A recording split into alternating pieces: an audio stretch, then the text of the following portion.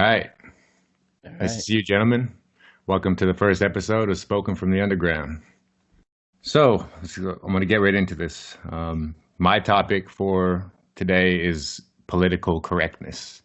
And I thought this would be interesting because I studied a bit into it, and I'd venture to say that none of you, with the exception of Lars, maybe, are aware of the origins of political correctness. Any of you aware of where it came from? Well, you brought Lars in, so Sweden? No, no, that's a good show, Kyle, but no, I'm from Switzerland. Switzerland. Yeah. Okay, well, I didn't know myself, and I was kind of shocked to find out. But in 1923, in Germany, Frankfurt, Germany, there was a think tank of people who came together and they were going to call it the Institution of Marxism. That was the name. And then they decided to change the name to the Institution of Social Research to not give away the roots of Marxism behind it. Okay, so the whole purpose of this institute was to study why communism was not spreading throughout the world. They couldn't figure out why. And the answer ended up being that in the West, they're heavily promoting individualism, that you, the individual, can make a difference. Whereas communism is you as the individual are worthless without the hive behind you. So I think it was, when is this? 1933, after Hitler assumed power, they left Germany and went to the States. And the reason for that is, can any of you guess? Well, Nope. Predominantly Jewish organization. That's why they left and went to the States. So that is actually the roots of where it came from. Now, when you ask people today, they think it's a relatively new thing, like around the 80s in the States and in America that it came around, that started creeping its head around there. But they don't know it was a concentrated effort in the beginning of the 1900s to spread to the West, to break the individual, to make way for communism. That's the point of it. Now, fast forward to today, what do you see? We have like hyper political correctness, Right. where I can't call you short. I have to call you vertically challenged. I can't call you a gender pronoun that you are not okay with, because that's not politically correct. So we have all these examples of like hyper political correctness, which indeed seems to be breaking the foundations of Western civilization. Is what I see. It's the suppression of the individual.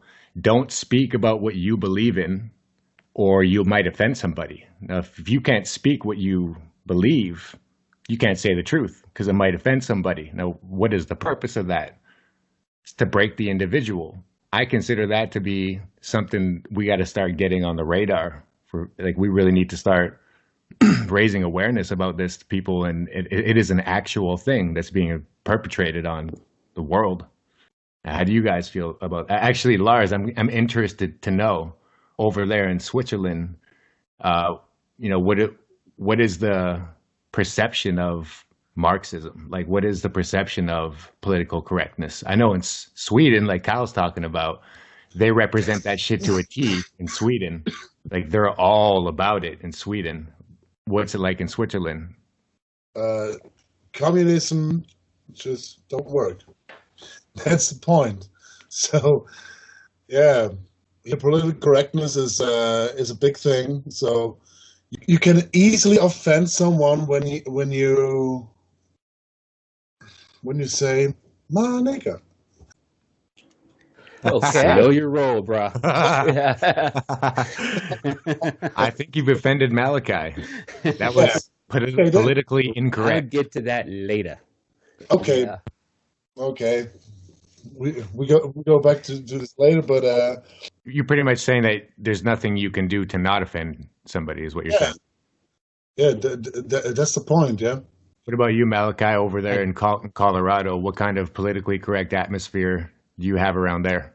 Well, coming from the States, from the United States, I do agree with Lars that, as his example indicated, you would have to, it forces you to think before you even utter a word to the person you're talking with.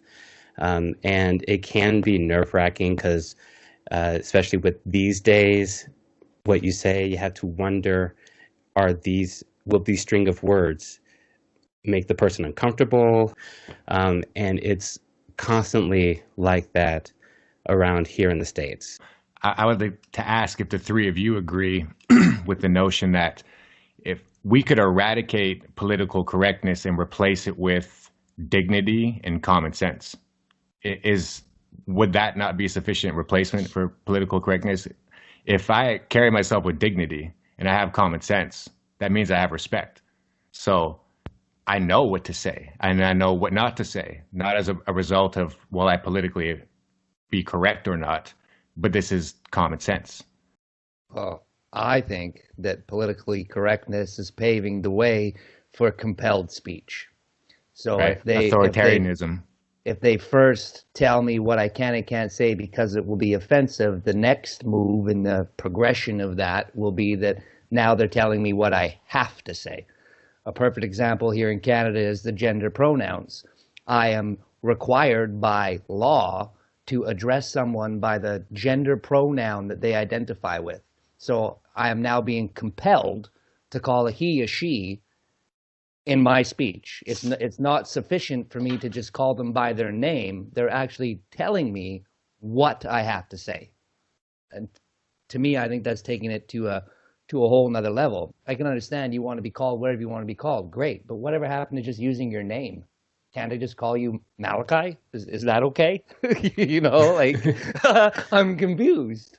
So Well, I think I think end all be all that the political correctness is basically just a framework. It's a way to achieve an Orwellian society. That's what I believe. Exactly. That's totally authoritarianism and dominated by the few. Sound familiar? Oppressing the masses. Right. That's what I think. And I think it's just one of many tools they're using to do this. That's how I feel about it. Yeah, that's the same.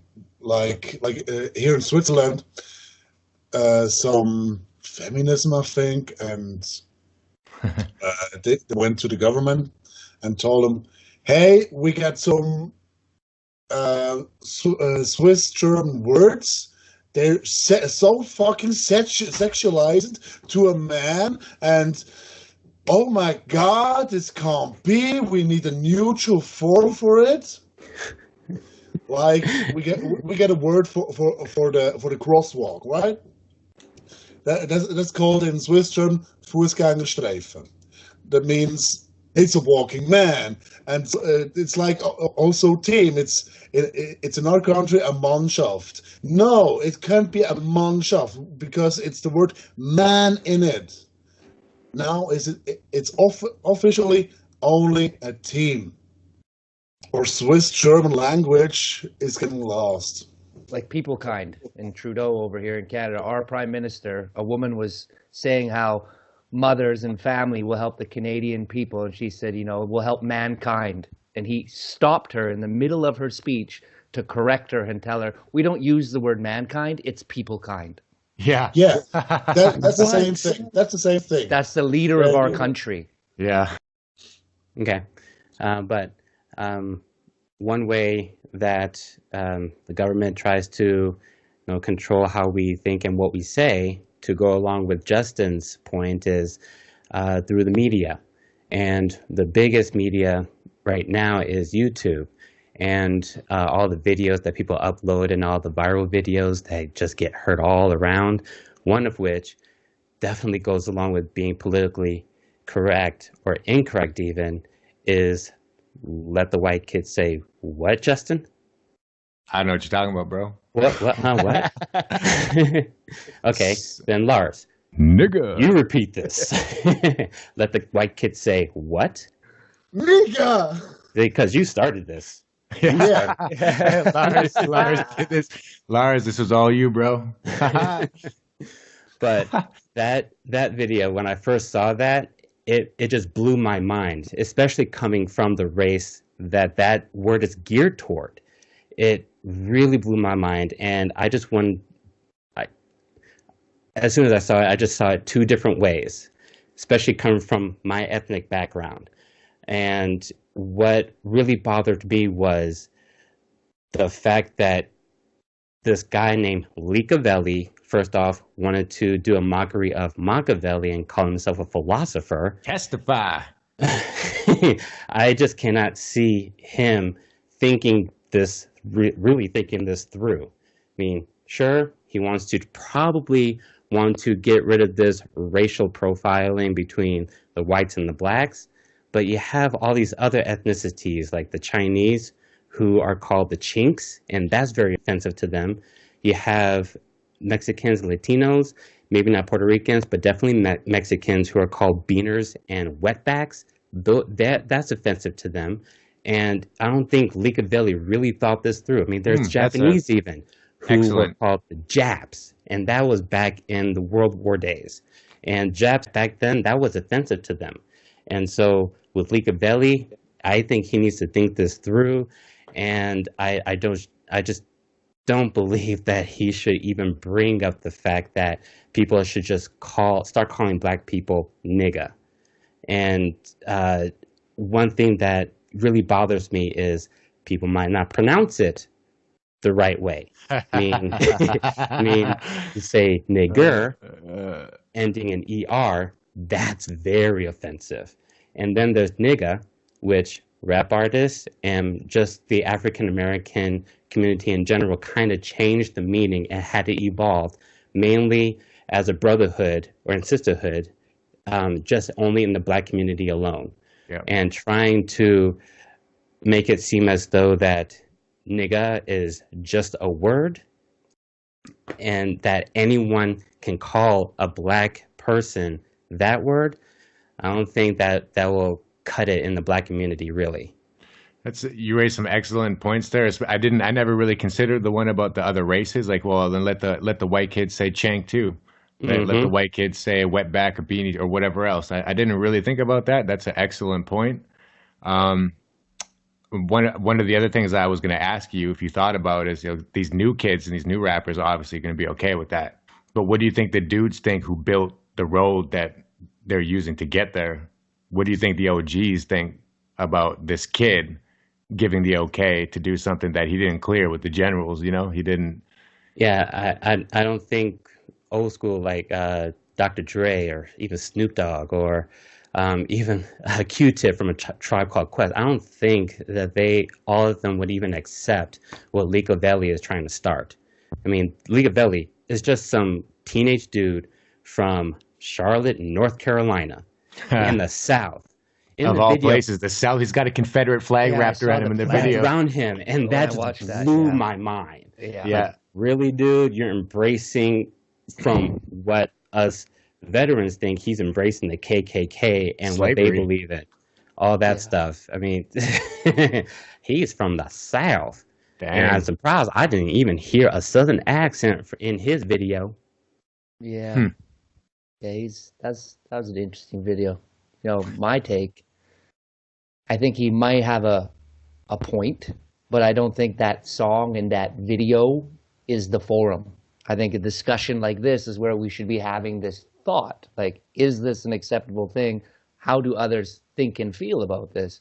Not producing this low budget, horribly produced rap song that was like, I'm like I can't even take you seriously because your song sucks, let alone what you're saying. Like, whoa. Like, if you're going to talk about something important, the production level should match the importance of the message, period.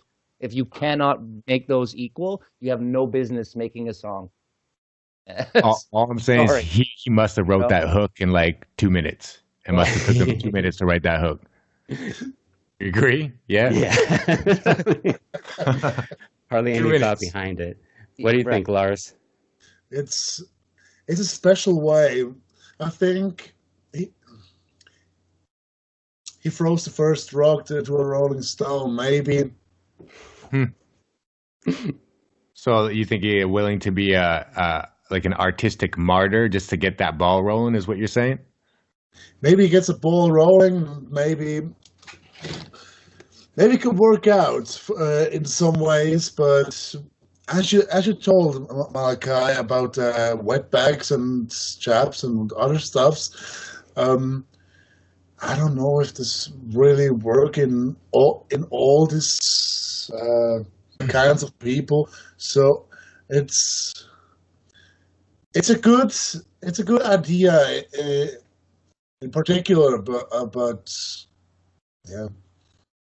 Also, in the term of nigger, you're talking about the black community took the word nigger and they made it nigga to take the power away from the racism. And they're correct. Now answer me this. Give me some racial slurs for white people. What do you got? What's the first one that comes to mind? Fucking cracker. Okay, now, do you know where that came from? Do you know what that means? Frankly, no, I don't. Well, what did that's all that I heard. What did the white people do with the whips? What did the white people do with the whips? That's why the black man calls him cracker. So now, when a white person receives racial hatred, it's based off something like that, right? When white people prescribe racial slurs to people, it's like actually pretty offensive, you know? Yeah. Like there's a little bit of a difference there. I find that I can't find any racial slurs towards white people that really even like offend me. It's like, well, Like honky. Honky, I don't give a fuck. I don't care about call that. me a honky. White bread. Oh no. Right? So when we're talking about, You know? let the kids say nigga, or let the white kids say nigga too, well, it's not the same. It's not the same math as if I was to say let the black kids say cracker too. That doesn't even mean anything. What would that mean? Let the black kids say cracker too. Well, they're saying it anyway. Like, right? I got a question. Saying for you. every day. I got a question for you on this exact topic. So, what is your opinion on, me when I call just like sometimes he'll call me and I'll answer the phone, my nigga. Like literally that's how I answer.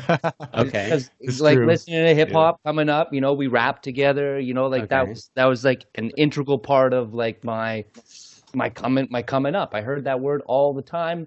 He's my homie. I feel like I have that same kind of bond that these guys are talking about in their music. Is that offensive, like to you, or could that be the beginning of maybe the message that this Leakaveli was trying to get across, but just failed? You do bring a good point. From my perspective, you calling Justin nigga, my take on it is that the two of you are that close that you can actually call each other that. Leave it within that relationship, that bond that you have with him, and don't bring it outside that particular bond. Fair enough. Or maybe, Kyle, as part of your question, so should you shelter that type of thing in the midst of, what if Kyle and I have a friend who's black who's in our presence? Then what? And he's an equal friend to us as we are to each other. Then what? Then I would keep it like indoors, away from other people who can probably hear that and might not really understand that kind of bond. And Malachi, what you're describing right now is what I was touching on earlier, saying, couldn't we do away with the political correctness and replace it with common sense and dignity? And what you're describing right now is exactly that. It's exactly common sense and it's dignity and it's respect. Period. So if I was with my black friend and he was with a bunch of his black friends, I'm not going to go up to him and be like, "What's up, nigga?" That's right. 'Cause he's going to be like, "Whoa, That's bro. like, yeah. Like, what are you doing?" They all, that black dude was like, yeah. Don't say that. Exactly. Well, that's definitely a hot button topic, and I think you covered it beautifully. And you raised a point that I didn't really think about. I didn't think about that.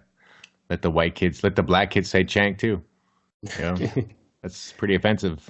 And just real quick, for anyone who's watching this video, you can just type in YouTube, "Let the white kids say," and Leakaveli will come right up. And let us know what you think of that video. Just write comments under this video, and let us know what you think of Leakaveli's take on what he's trying to trying to push out.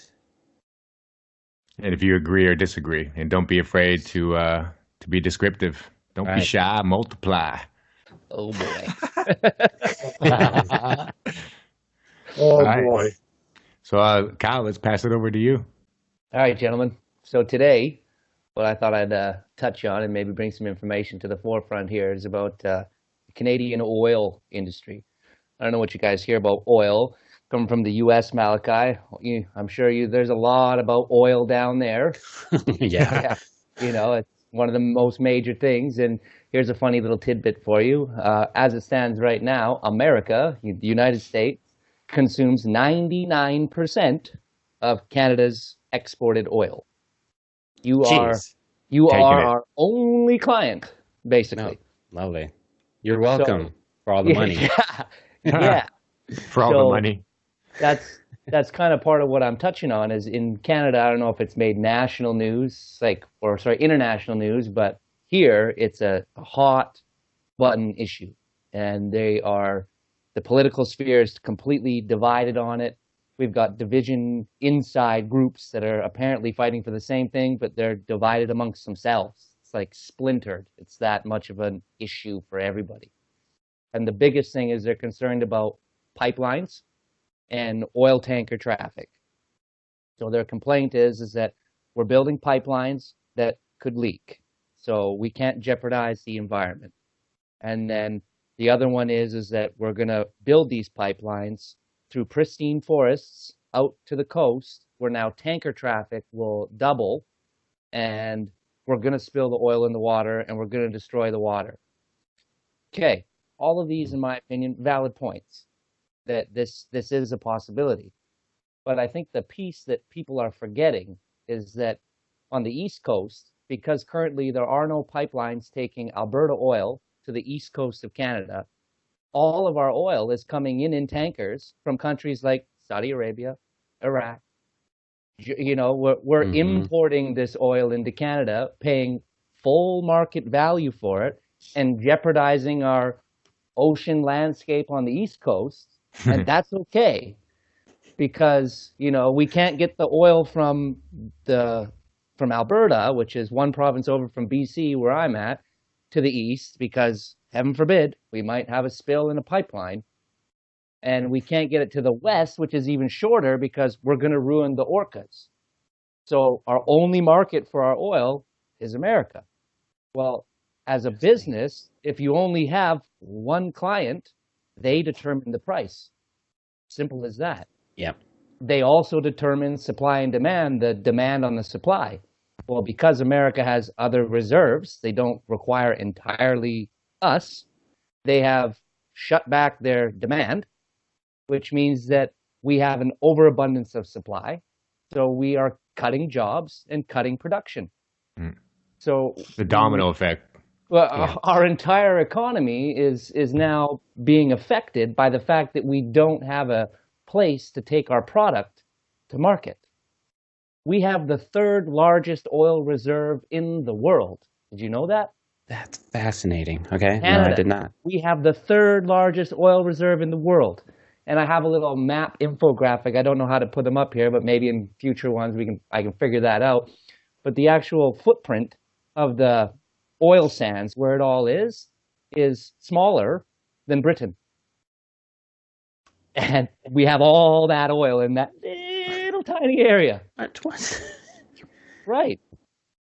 And here's some funny facts about it, because all these people are making it so climate change. The oil industry is going to destroy the climate. There's so much greenhouse emissions. You guys have dirty oil. That's the big thing.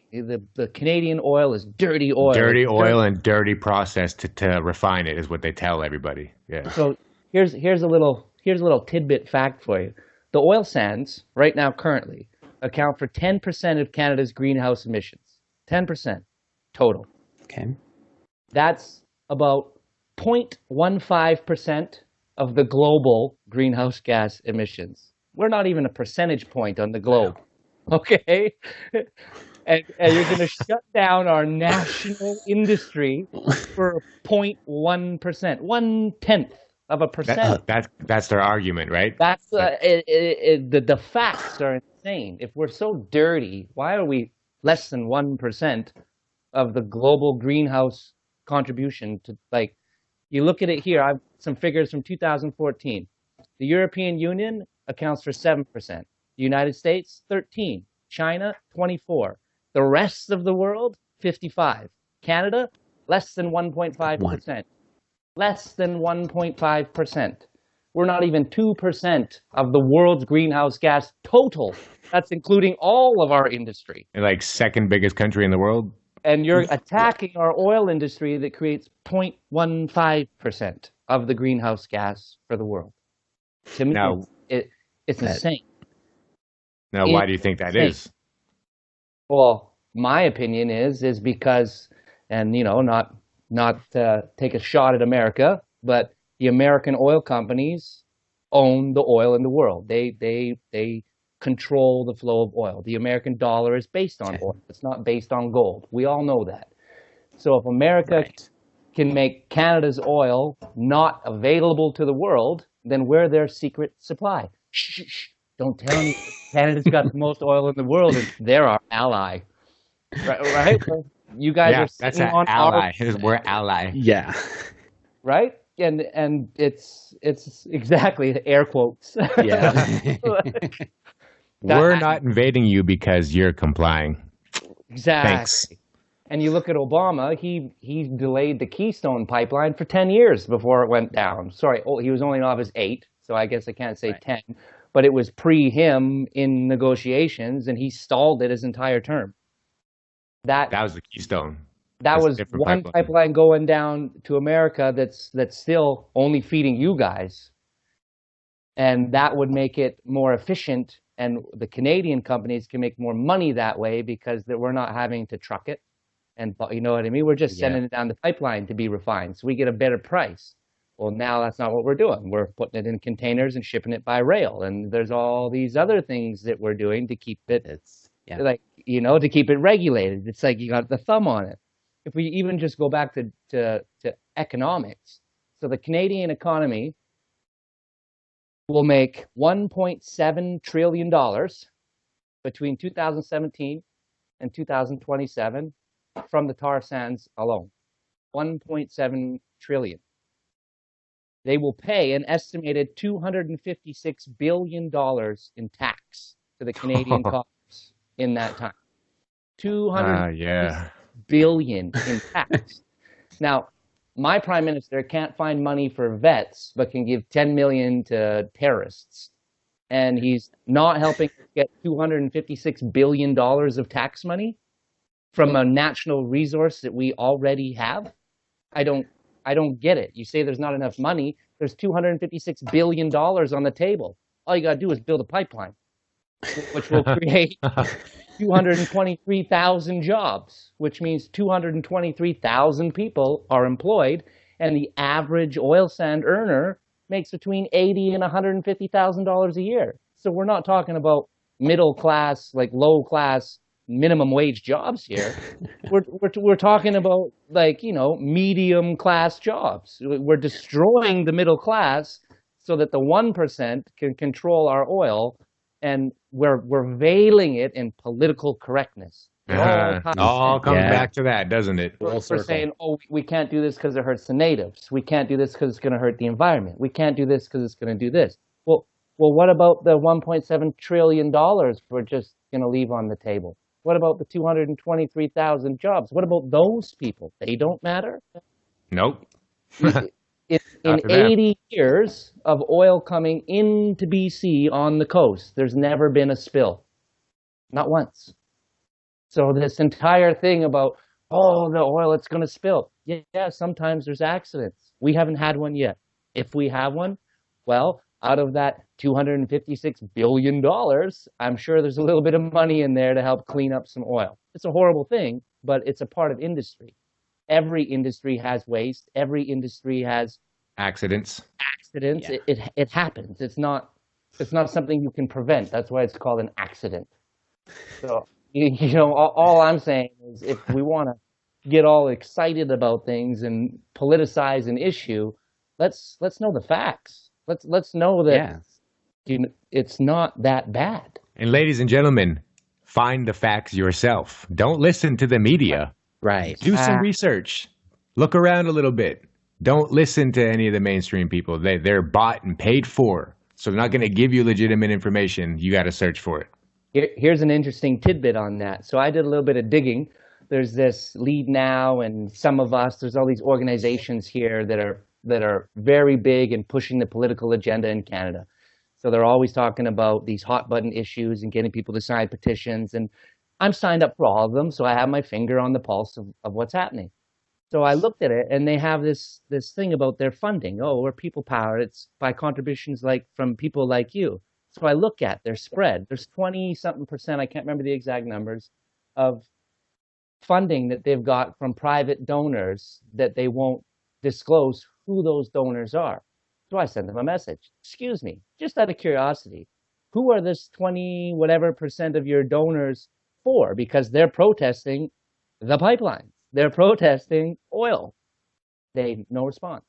So obviously you've got some foreign entity investing money in our political campaign organizations to spread misinformation about our oil. To what?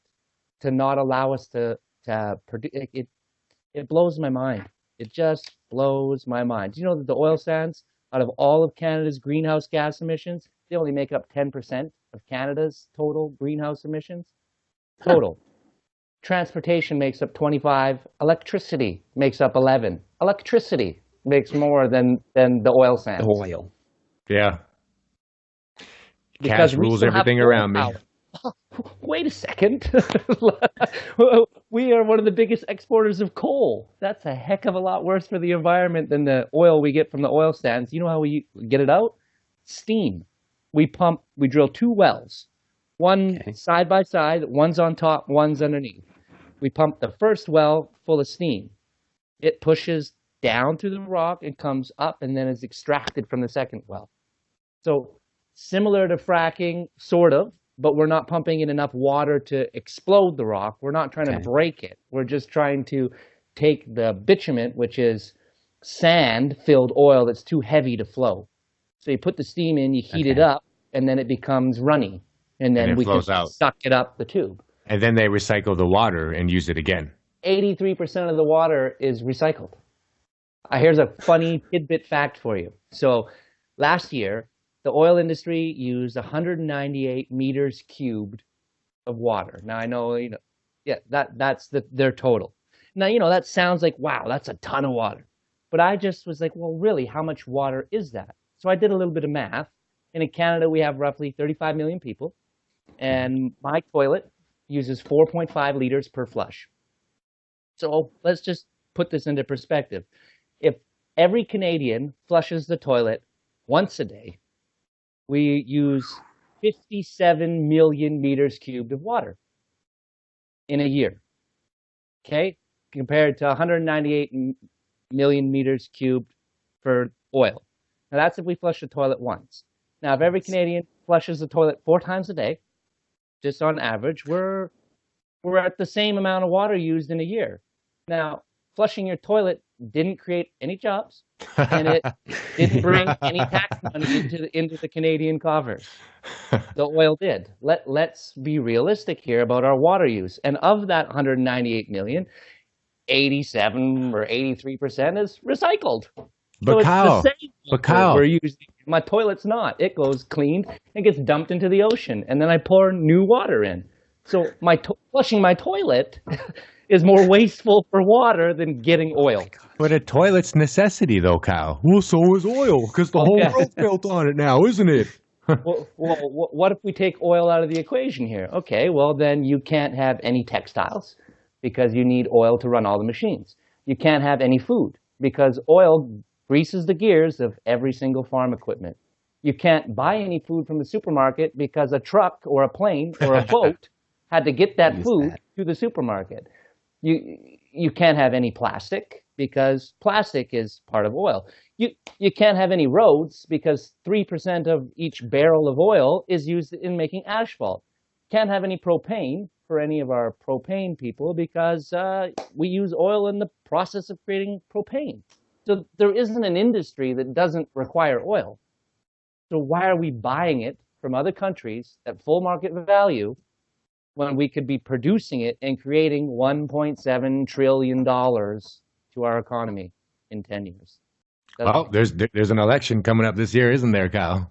Well, don't even get me started on the election and the $500 and something million our prime minister gave to the trusted media Yeah. to combat fake news. No BS. He gave $500 million in grants to the media to combat false news, and because they're trusted sources.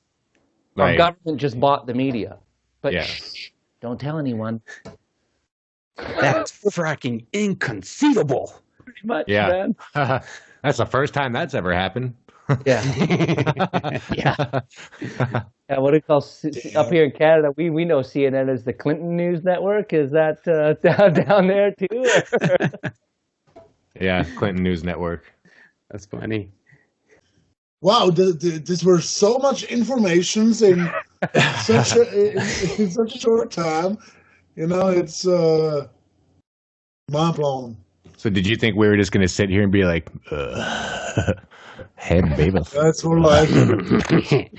I don't know what you think about a brain rape in the shape of Al Gore. I don't know. Brain rape in the shape of Al Gore. Nice. Yeah, but I'm on the other side of the coin here. Al Gore would be the one telling me, you can't do this. I'm like, no. Yeah, you can't do it. No. We have to. Jobs and lives depend on it. I ask myself sometimes, what's the difference between our country here in Europe and your country over there, somewhere over the rainbow in America? Across the pond. Yeah, because Canada doesn't really count. It's America too. Let's be frank. How is it in North America? There you go. Because America is a continent, fellas. United States is a country, and Canada is also a country. Yeah, we're No the shit, United States dude. of America. Of America. There we go. Yeah. They all seem to. You've ever been to America? Huh? America. All right, sorry, Lars. Back to you.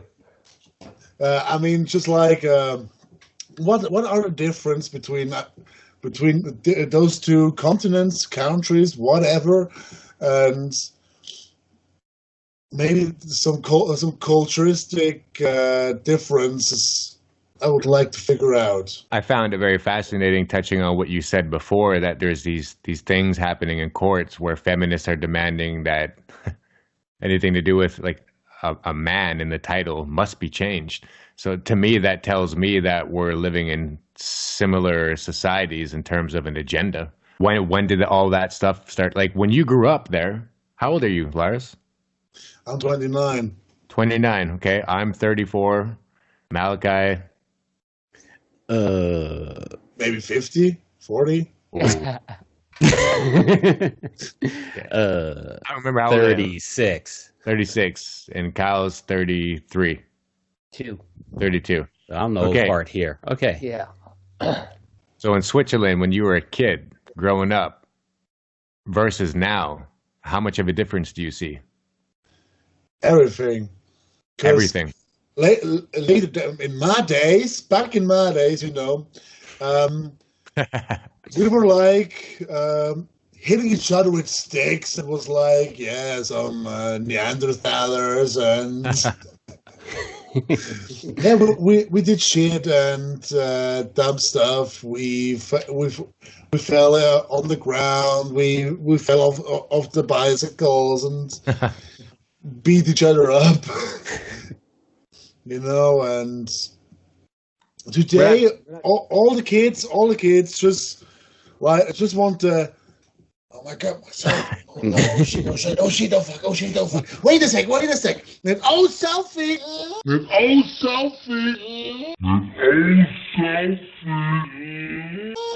And whatever, and you as now an adult look at them and you are like, dude, are you stupid or something?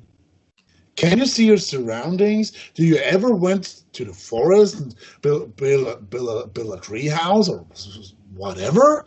Do you have parents that are interested to make something with you? It's just like, hey, I'm the parent. Hey, my kid is annoying. Here you get a cell phone. Bam, in your face, bitch. Like, raise yourself. Yeah, thank you. Yeah, raise yourself. Whee! You know, it's just like I can even just describe it. It's. So what you're saying is in Switzerland, they're under the same technological spell as seemingly the rest of the world, is what you're saying. So there's no place left untouched, unless we're talking about them third world joints that don't nobody want to hear about.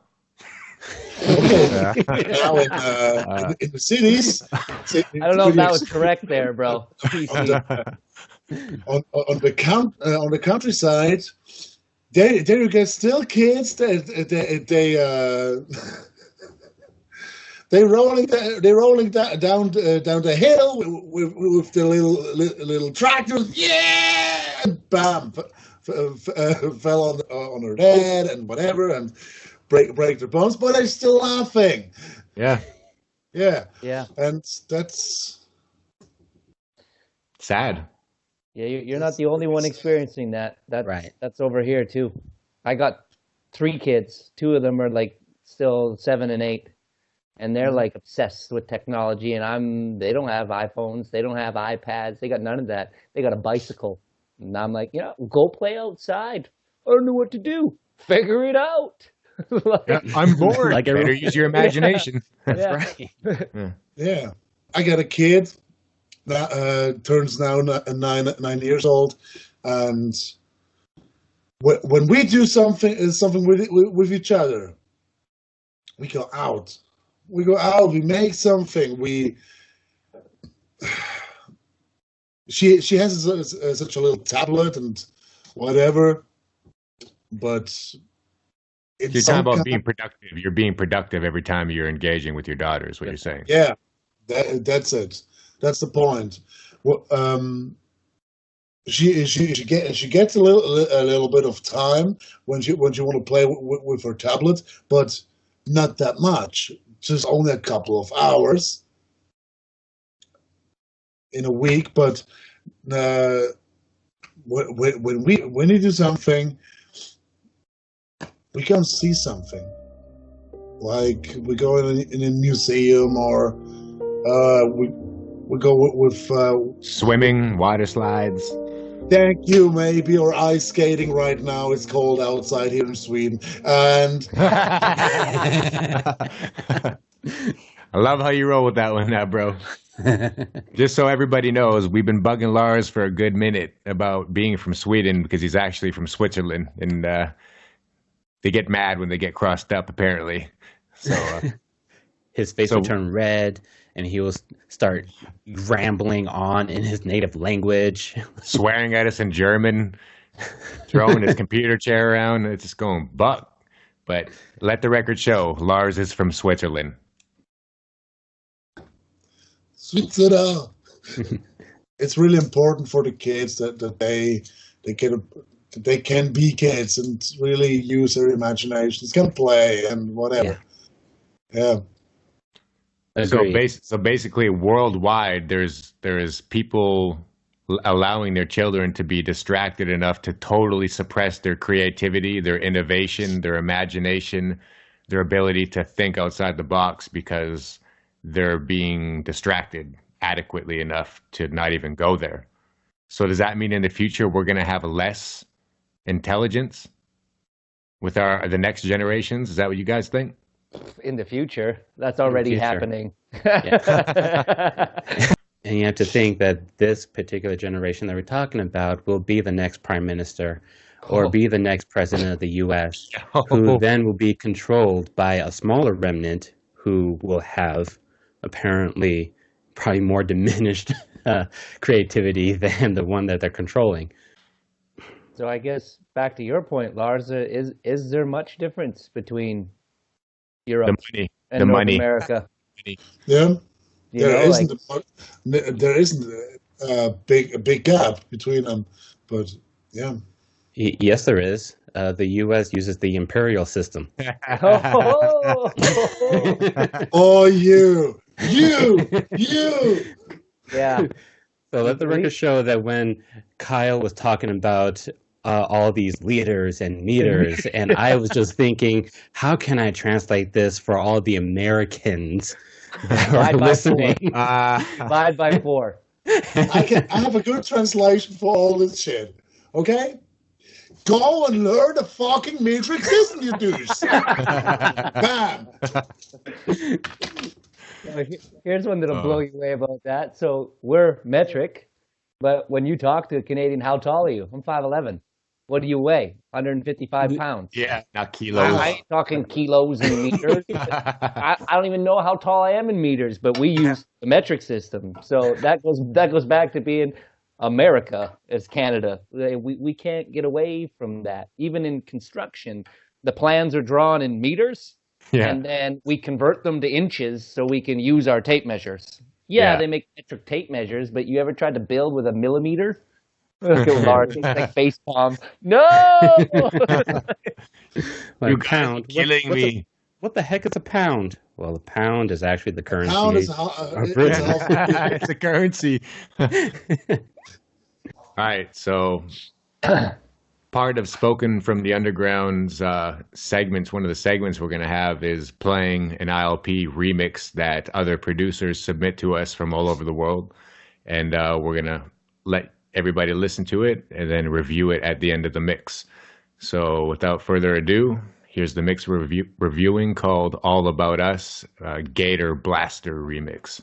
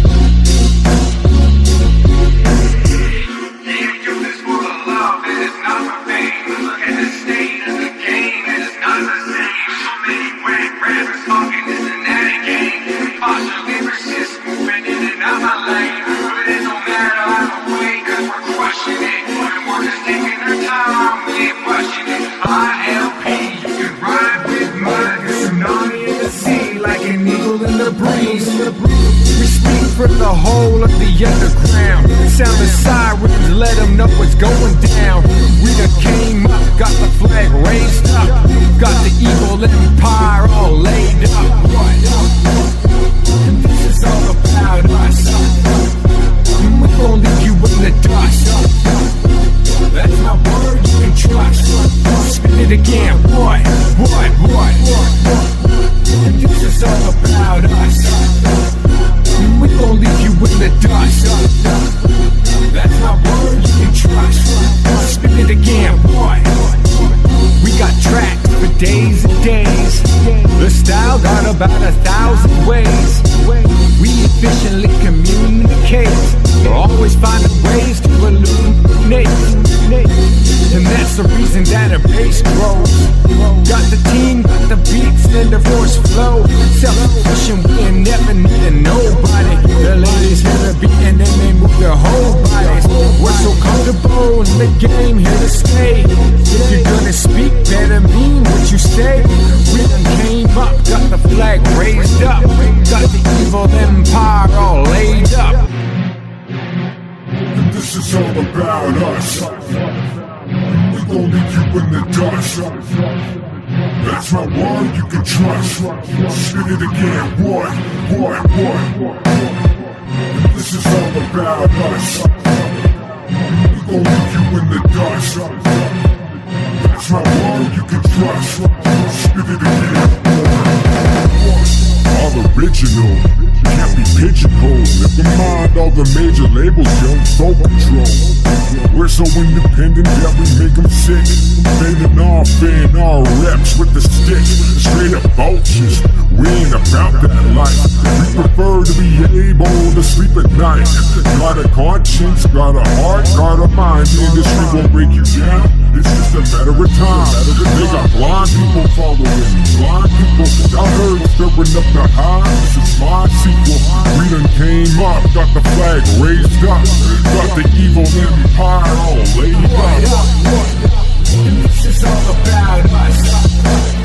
We're gonna leave you in the dust. That's my word, you can trust. Spin it again, what?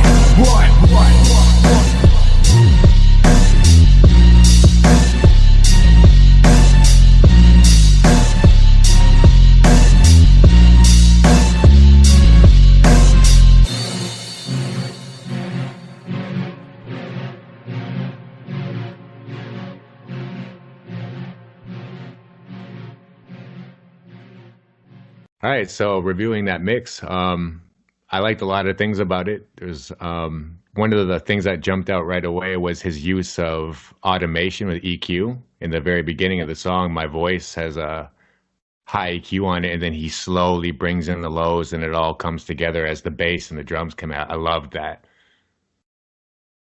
That's something. Yeah, That's what I noticed too. You notice that? Sounds good.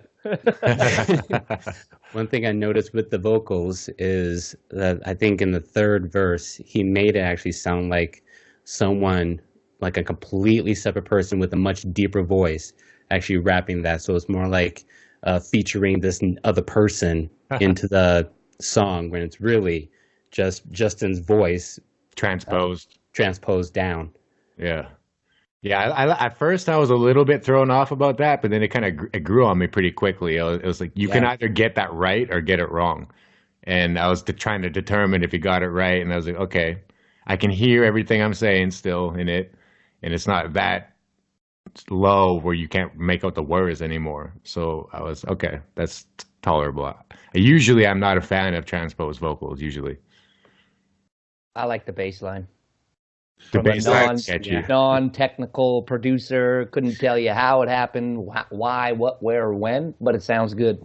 I can bob my head to that, you know. Just a heads up for all who's viewing this, Justin, Lars, and I are actual music producers in ILP. Kyle is one of our audiences that we try to cater to, and it's always great to at least hear from a non-producer's perspective on what these remixes, how these remixes are to the listeners. Right. So thanks for your input, Kyle. For the record, he likes the bass.